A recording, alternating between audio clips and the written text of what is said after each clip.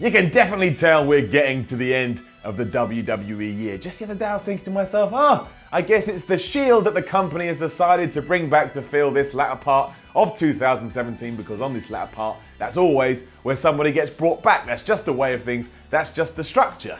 But I guess I was wrong. Well, kinda. I was half right, but then last night on Raw, we did get another big return. And I'm not going to spoil it right now. I'm going to tease it instead. I'm going to tease it. It was Kane.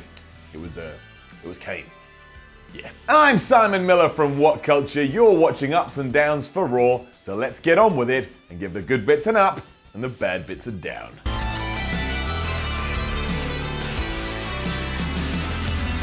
So yeah, during the Braun Strowman-Roman Reigns cage match, all of a sudden Kane's music hit. He popped up from the middle of the ring. It was great. It was awesome. I flippin' loved it. It's getting it up. Now some info for you. Yes, I do indeed love Kane. I've loved him ever since he debuted in 1997. I love the character. I love everything he's ever done. And the more I hear about the real person, that being Glenn Jacobs, and that apparently he's just the nicest man in the world, well, my heart goes out to him. And if I could, I'd marry Kane.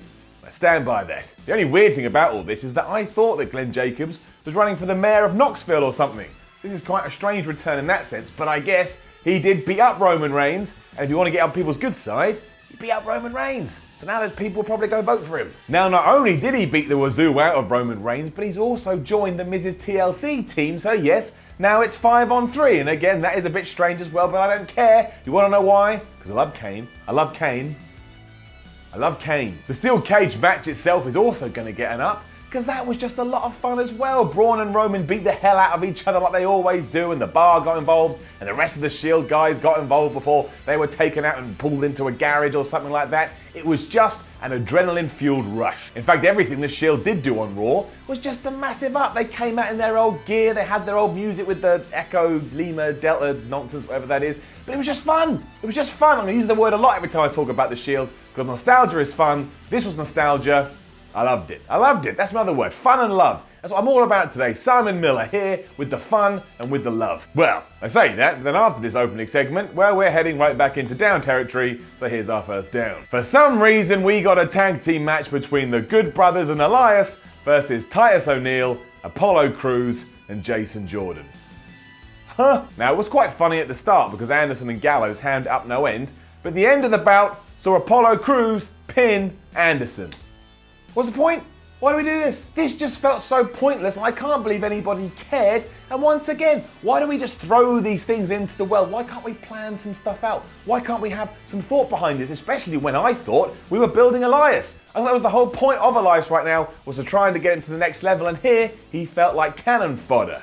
Ridiculous. Also, Jason Jordan, sheesh, how that ship has sailed. I mean, at least he wasn't booed here, but it's gone from him like being, the main focal point of Raw to some dude in a six-man tag. And it's another down because Mickie James aside, because she was awesome all evening and the promo she cut was great, the women's title stuff was a bit squiffy, so yeah, it's getting it down. Began with Alexa Bliss and Emma teaming up because the former thinks that Mickie James insulted her and the latter thinks she was responsible for the women's evolution. Nobody cares, Emma. Let me fill you in on this right now. No one cares if you did or didn't start it. We just don't care. One more time, draw a line under it. Nobody cares. Or you care, but nobody else cares. This then did lead to a tag match between those two and Mickie James and Bayley. And guess how that ended? That's right. Mickie James defeated the women's champion, Alexa Bliss. So thanks for that, WWE. Thanks for letting me know that come TLC, Mickie James is going to lose, hence why she won here. The downs keep on raining down, because then we had a match between Cedric Alexander and Jack Gallagher.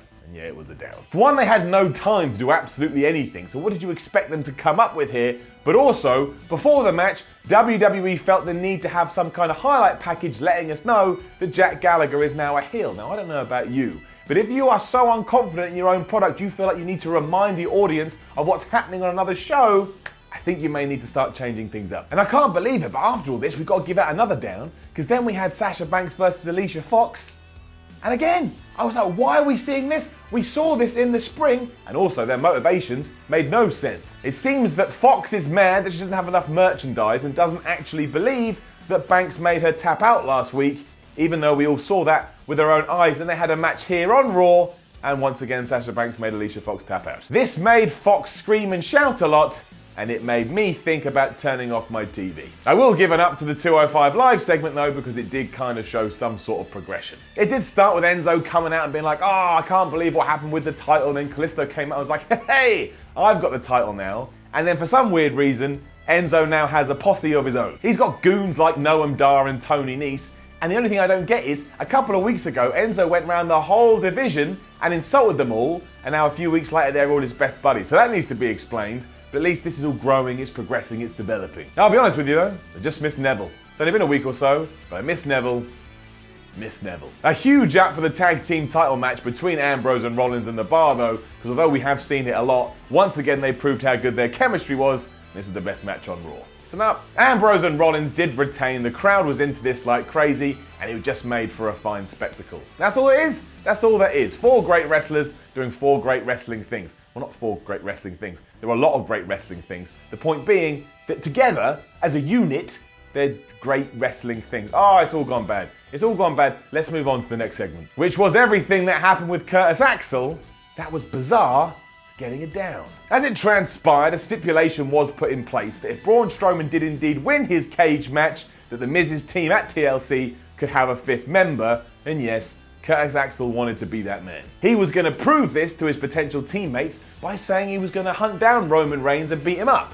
So Braun told him to go and do that, and then Curtis Axel instantly backed off as if he was scared of doing that, which makes you go, well, why'd you bring it up in the first place? What are you doing, Kurt? And this made him come across like the biggest geek in the world, because at one minute he was always like, yeah, and the next minute he was like, huh. And as we're talking about geeks, or geeks of the week, shout out to Brian Alvarez, that man is awesome, and his podcast rocked my world. Eventually he did muster up the cojones though. He went and found the Shield, then we cut to a commercial break, and when we came back from said commercial break, Axel had been hung up by his, I don't know, his testicles. It wasn't his testicles, but he'd basically been beaten within an inch of his life, and he just looked like a massive loser. I mean, this was cool in the sense it made the Shield badass, but poor Curtis Axel. There is no coming back from this, my friend, or at least it doesn't feel like it. If I were you, I'd give the Bullet Club a call. Which brings us to my favourite part in the evening, if favourite means, please stop this, why oh why do you keep doing this to me, please stop this, please stop this. It's a down. Now thankfully we didn't get Bray Wyatt wearing a shawl, but what we did get is Finn Balor in the ring talking about some Irish fairy tale, and then on the Titantron, him showing us that he too has powers as he kind of transformed into his Dina persona, but just in his face. The paint just appeared.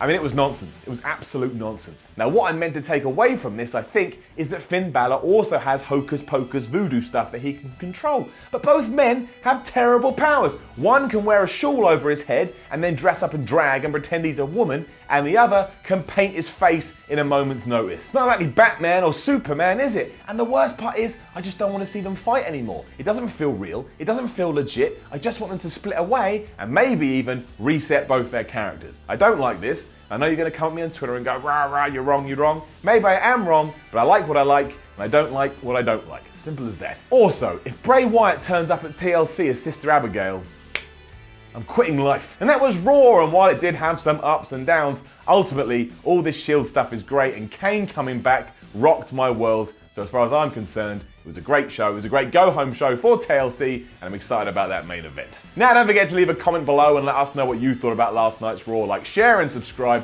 Head over to whatculture.com and read some articles. Follow What Culture on Twitter at WhatCultureWWE. My name is Simon from What Culture. I'll be back tomorrow up in those SmackDown Downs.